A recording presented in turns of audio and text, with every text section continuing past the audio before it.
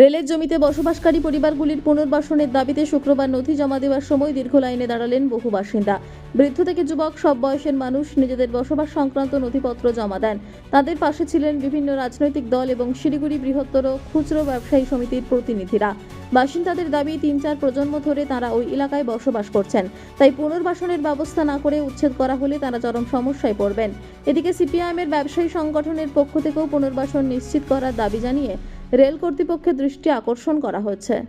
50 বছর, 60 বছর, 65 বছর ধরে বসবাস করছেন, কেউ ব্যবসা করছেন, তাহলে ভারতীয় জনতা পার্টি তারা নির্বাচনের আগে তারা তো বললো না এই ভোটের কার্ডে আমরা ভোট নেব না, এরা বেআইনি জায়গায় বসবাস করছে। নির্বাচনের আগে তারা বলেছিল পাট্টা দেব, আমরা ঘর বানিয়ে দেব, সমস্ত ব্যবসায়ীদের বস্তিবাসীদের বলেছিল। আজকে নির্বাচন চলে যাওয়ার পর আজকে ভারতীয় জনতা পার্টি গরিব মানুষের ভোটে জিতে তারা গরিব মানুষের উপর আক্রমণ আনছে। আমরা বলছি আমরা উন্নয়নের বিরোধী না, আমরা চাই উন্নয়ন হোক, কিন্তু উন্নয়ন মানে গরিব মানুষকে হটিয়ে দিয়ে উন্নয়ন নয়। দেখবেন এই উচ্ছেদ বিরোধী আইন আছে, শুধু আমাদের রাজ্যে শুধু দেশে নয় সারা পৃথিবীতে আছে। হকার সহ বস্তিবাসীদের উচ্ছেদের বিষয়ে আলোচনা করতে হবে, পুনর্বাসন দিতে হবে, একটা আইন আছে। তাহলে রাজ্যের সরকার কোথায় ভারতীয় জনতা পার্টি? আমরা আজকে তাই এখানে এসেছি, ধারাবাহিকভাবে আমরা দল মত নির্বিশেষে আমরা গরিব মানুষের পক্ষে। আমরা বলছি পুনর্বাসন দিতে হবে, পুনর্বাসন দিয়ে তারপরেই উচ্ছেদ হবে, উন্নয়ন হোক। কিন্তু উন্নয়ন মানে এটা না। আবারও এক কথা বলছি, গরিব মানুষকে হটিয়ে দিয়ে শুধু বড় বড় মল হবে আর বড় বড় আবাসন হবে, তাতে বড় লোকরা থাকবে আর গরিব মানুষ থাকবে না, এটা আমরা চাই না।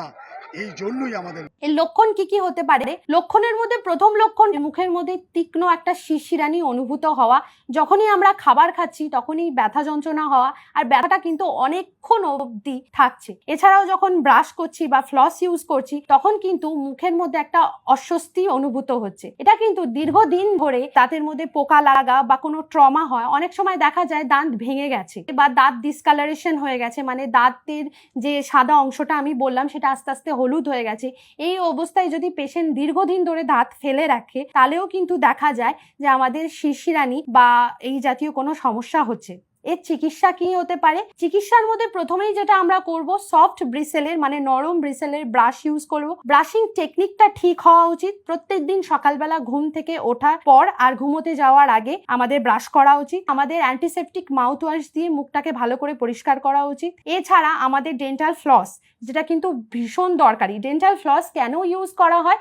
কারণ আমাদের যে ফুড পার্টিকেলসগুলো থাকে সেগুলো আমাদের দুটো দাঁতের মাঝখানে মানে ইন্টারপ্রক্সিমাল সাইডে কিন্তু ফেসে যায়। সেগুলো কিন্তু আমরা নর্মাল ব্রাশ দিয়ে বার করতে পারি না, তখন আমরা ফ্লস দিয়ে সেটাকে বার করি। আর চতুর্থত, যদি আমাদের এই ধরনের কোনো সমস্যা হয় তাহলে সবার আগে আমাদের যে নিকটবর্তী ডেন্টিস্ট আছেন তার সাথে পরামর্শ করা উচিত। আনন্দ আর ভালোবাসার দীপ্তিতে গড়া সমুজ্জ্বল পরমা, ঠিক তোমারই মতো। শ্যাম সুন্দর কোম্পানি জুয়েলার্স, আগরতলা, উদয়পুর, ধর্মনগর, কলকাতা।